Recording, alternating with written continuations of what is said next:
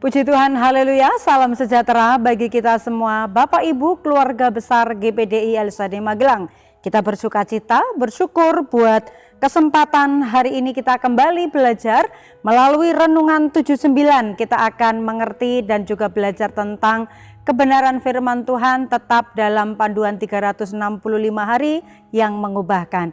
Hari ini bacaan kita sampai pada Wahyu pasal 20. Saya mengambil ayat 1 sampai ayat yang ke-6. Mari kita menyimak bersama-sama. Lalu aku melihat seorang malaikat turun dari sorga memegang anak kunci jurang maut dan suatu rantai besar di tangannya. Ia menangkap naga si ular tua itu, yaitu iblis dan setan, dan ia mengikatnya 1000 tahun lamanya. Lalu melemparkannya ke dalam jurang maut dan menutup jurang maut itu dan memeteraikannya di atasnya, supaya ia jangan lagi menyesatkan bangsa-bangsa sebelum berakhir masa 1000 tahun itu. Kemudian daripada itu ia akan dilepaskan untuk sedikit waktu lamanya. Lalu aku melihat tahta-tahta dan orang-orang yang duduk di atasnya. Kepada mereka diserahkan kuasa untuk menghakimi. Aku juga melihat jiwa-jiwa mereka yang telah dipenggal kepalanya karena kesaksian tentang Yesus dan karena firman Allah, yang tidak menyembah binatang itu dan patungnya, dan yang tidak juga menerima tandanya pada dahi dan tangan mereka. Dan mereka hidup kembali dan memerintah sebagai raja bersama-sama dengan Kristus untuk masa 1000 tahun. Tetapi orang-orang mati yang lain tidak bangkit sebelum berakhir masa yang 1000 tahun itu. Inilah kebangkitan pertama. Berbahagia dan kuduslah ia yang mendapat bagian dalam kebangkitan pertama itu. Kematian yang kedua tidak berkuasa lagi atas mereka, tetapi mereka akan menjadi imam-imam Allah dan Kristus, dan mereka akan memerintah sebagai raja bersama-sama dengan dia 1000 tahun lamanya. Puji Tuhan, dalam pembahasan kita di kitab Wahyu ini adalah banyak rangkaian nubuatan-nubuatan yang Tuhan tunjukkan atau perlihatkan melalui Rasul Yohanes. Saya memberikan tema dalam bacaan kita, Kerajaan 1000 tahun. Observasi di sini adalah penglihatan Rasul Yohanes tentang kerajaan 1000 tahun damai, iblis yang dirantai dan dimasukkan ke jurang maut selama 1000 tahun, tahta-tahta dari orang-orang kudus, dan juga para martir yang dibangkitkan kembali untuk hidup di 1000 tahun damai. Interpretasi, mari kita sama-sama belajar dalam pembacaan kita. Wahyu pasal yang ke-19 ini berakhir dengan kedatangan Yesus yang kedua kali. Nah, di pasal yang ke-20 ini ada pernyataan dengan kata kemudian daripada itu.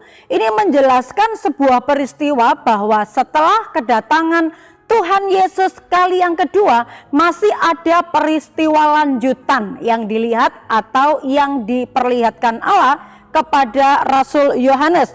Kemudian daripada itu, ini adalah peristiwa yang terjadi setelah kedatangan Yesus kali yang kedua.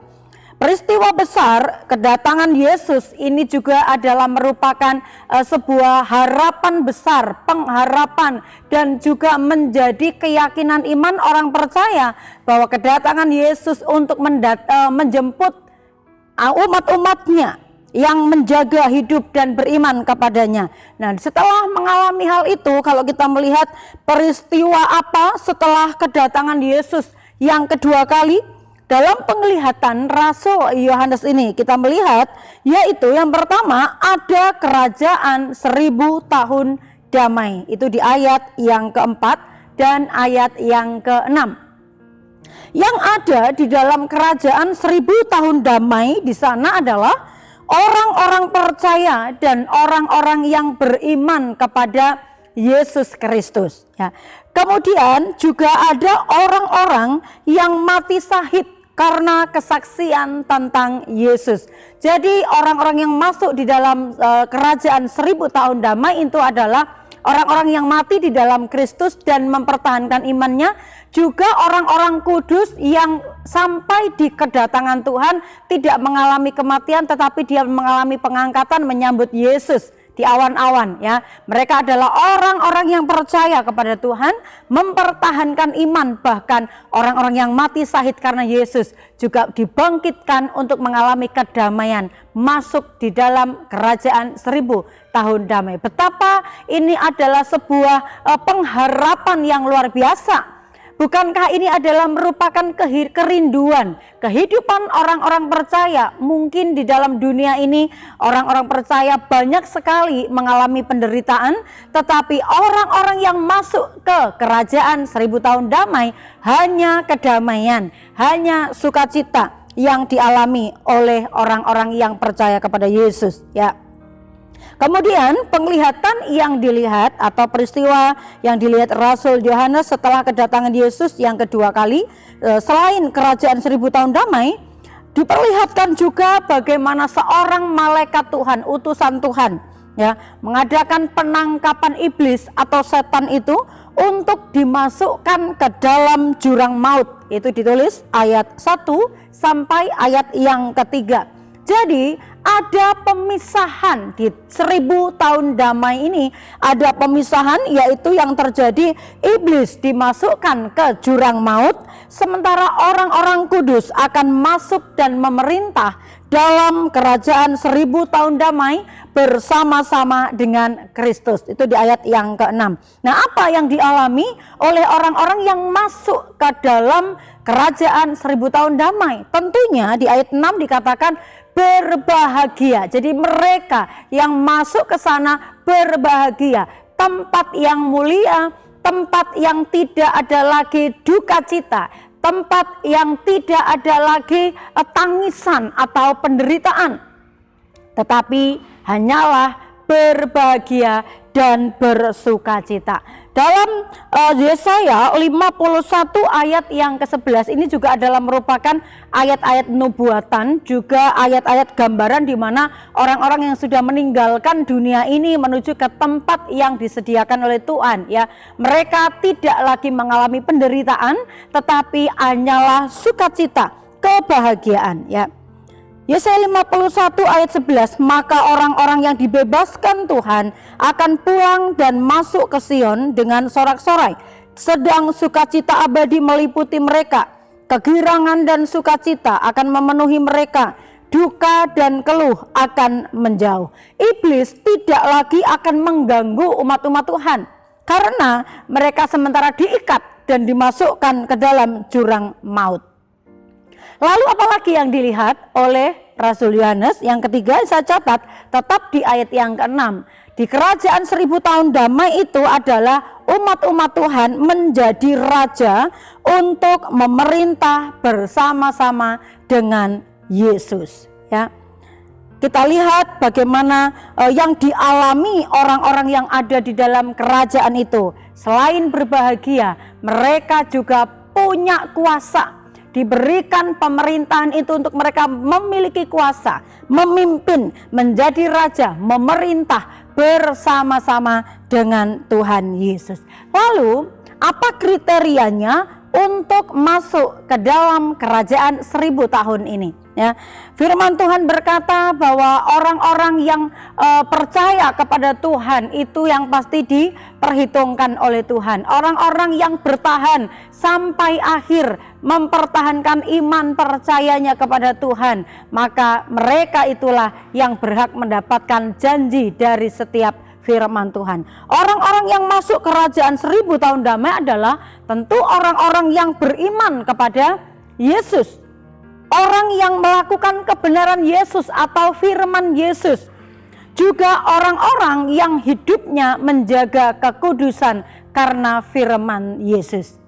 Mari Bapak Ibu yang dikasihi oleh Tuhan, kita mungkin berkata, sejak kecil saya sudah menjadi orang Kristen. Sejak dalam kandungan orang tuaku sudah menjadi umat Kristen.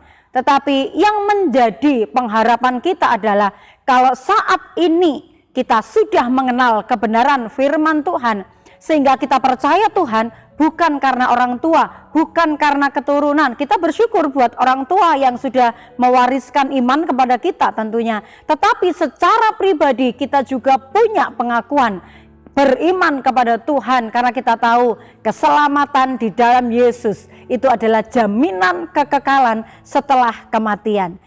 Yesus Kristus datang untuk menjemput kita yang setia, dan kita pun akan memerintah bersama-sama dengannya dalam kerajaannya yang mulia. Aplikasi yang harus kita kerjakan setelah kita mendengar firman Tuhan ini Bapak Ibu, yaitu mari kita terus bertekun dan mendekatkan diri kepada Tuhan melalui jam-jam doa, jam-jam ibadah kita kepada Yesus. Juga dalam kehidupan kita sehari-hari kita menjauhi kejahatan dan berusaha melakukan kebenaran sesuai dengan firman Tuhan. Hidup takut akan Tuhan, tentu saja ini menjadi kriteria anak-anak Tuhan, di mana mereka yang percaya kepada Tuhan hidupnya takut akan Tuhan. Ibrani 10 ayat 23 sampai 25. Marilah kita teguh berpegang pada pengakuan tentang pengharapan kita, sebab Ia yang menjanjikannya setia. Dan marilah kita saling memperhatikan supaya kita saling mendorong dalam kasih dan dalam pekerjaan baik. Janganlah kita menjauhkan diri dari pertemuan-pertemuan ibadah kita, seperti dibiasakan oleh beberapa orang, tetapi marilah kita saling menasehati dan semakin giat melakukannya menjelang hari Tuhan yang mendekat. Ibrani 10 ayat 35.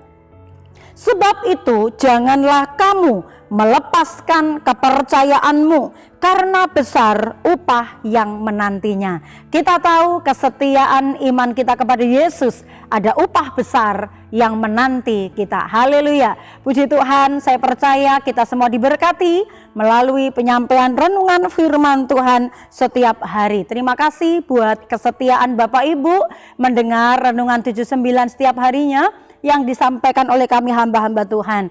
Apabila Bapak Ibu diberkati dan ingin menyalurkan berkat melalui kesaksian atau pokok-pokok doa tertentu, Bapak Ibu dapat menyalurkannya melalui chat WhatsApp 0813 274 20088. Mari kita bertumbuh bersama, saling mendoakan, saling menguatkan. Kita terima firman ini dengan ucapan syukur, kita berdoa. Kami bersyukur Tuhan buat setiap firman-Mu, janji-janji firman-Mu kami percaya Engkau pasti menepatinya. Kami bersyukur karena firman-Mu ya dan amin terjadi seperti iman percaya kami kepada Tuhan.